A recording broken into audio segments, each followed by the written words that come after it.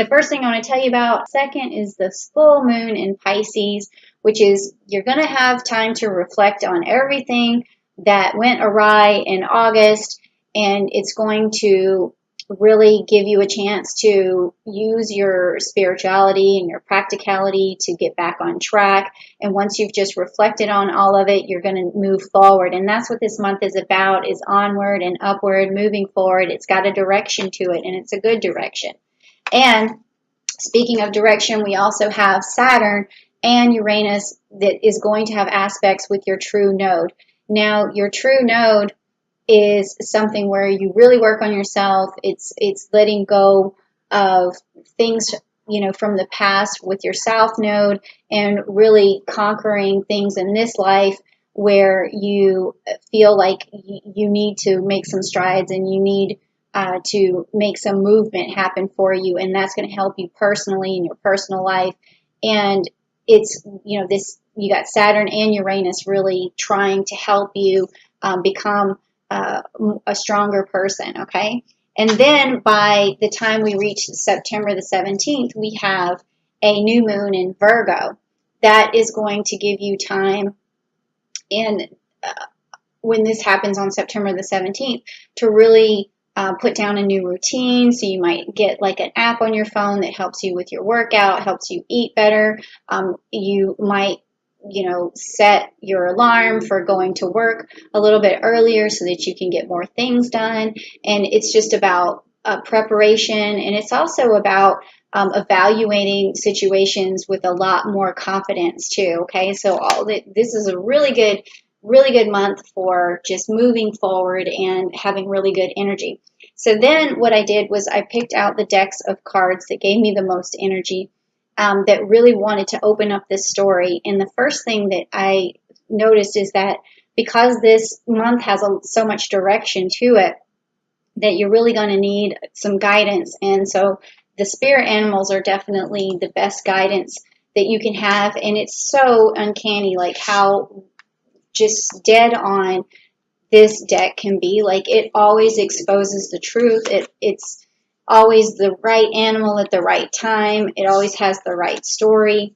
And so, I think people should use this deck a lot more often to really understand what needs to happen for themselves. And so let's just find out what your spirit animal is for the month of September.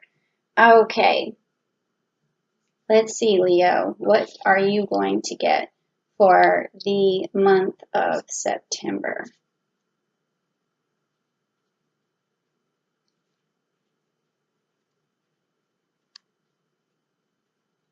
This one. Okay, so your spirit animal is, you don't say, the lion, okay?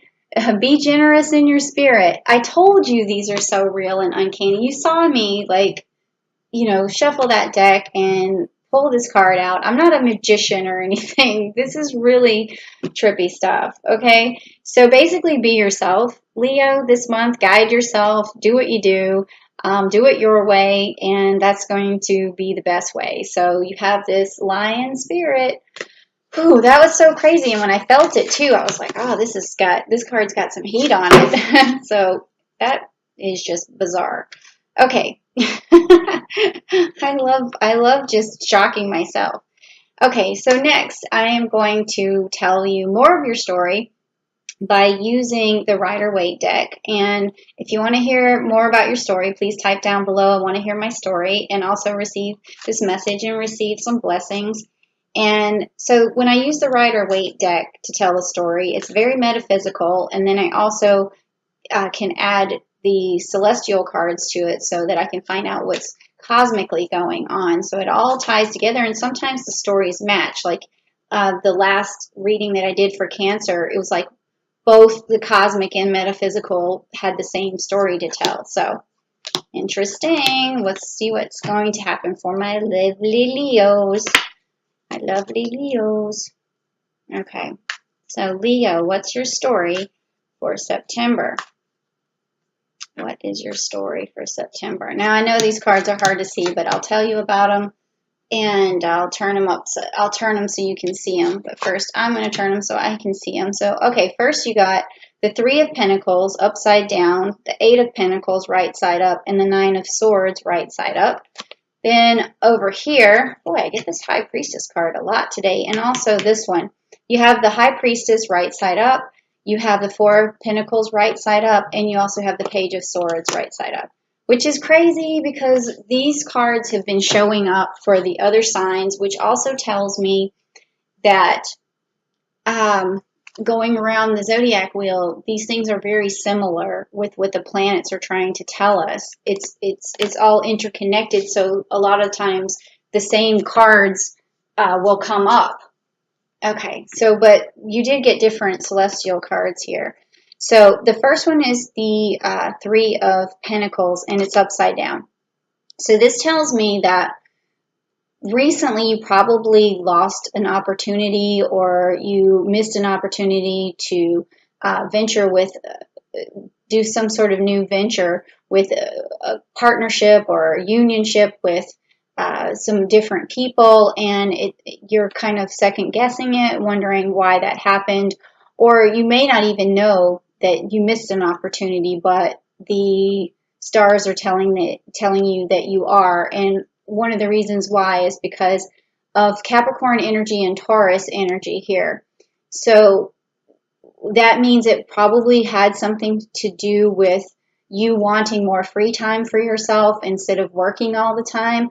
So maybe one of the opportunities, maybe you passed something up that could have made you some extra money just because you were like, no, I can't, I don't want to do anymore. I want some extra free time.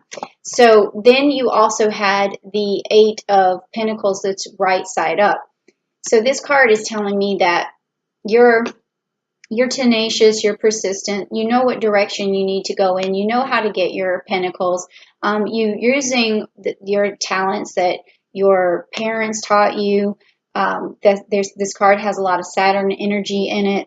And also you have this Virgo energy, meaning that you know how to work, you know how to put the work and put the time in. So even if you miss this opportunity here, I'm guessing that you're still going to be okay. And then you also have the Nine of Swords, which has the Gemini energy in it, and the Canis Minor, meaning that, you know, with the Nine of Swords, you're chasing something and you're trying to manifest something. And that's why you also got the Nine of Pentacles, because you're not quite there. So, but that's okay. I mean, usually people chase something for the rest of their lives, whether it's more money, whether it's more freedom, whether, in this case, it's probably more freedom. And you're just trying to be happy with this, is what this card is telling me. And then over here, with the metaphysical story, you stand in your power. You are the High Priestess. You have intuition. You have knowledge. You have wisdom, and you are connected, to yourself, to the metaphysical world. You probably have a lot of really good crown chakra energy. I feel that too. And then also you have this Page of Swords energy, meaning that you come at things with good communication, with fresh communication, like a young communication, interesting, fun kind of communication, and that helps you cut through other people's personalities and their quirks and their hang-ups, and when you're able to just dance around that kind of stuff. But there is this card here that's telling me that in the back of your mind, you may still be sort of thinking that you got to hang on to everything you have, so you might be sort of fearful of losing money at this time. But you might have made your mind up that you know how to get money, you know how to manifest it if you need it. So don't be afraid. Don't worry. I mean, don't go spend frivolously. Oh my God, is that a word that I can't say? I never noticed that, or maybe I'm just really tired. I have no idea, but excuse me for that. Frivolously, okay. I don't even know if that's right. So anyways, don't do that. Don't do this. Okay, so now we have your story. So it looks like maybe you just want more free time, but you are a little worried that you need to hold on to your money, but you're always able to manifest money and you know how to get it, you know how to do it, you know how to chase it. So I think you're going to be fine. So, but let's just see with these energy cards if it gives us some sort of clarification and tells us, you know, what kind of energy is going to either be a blessing for you or solve a problem for you, or whether it's going to give you some sort of warning. So let's just find out what's going on here. Okay. Don't type down below frivolously.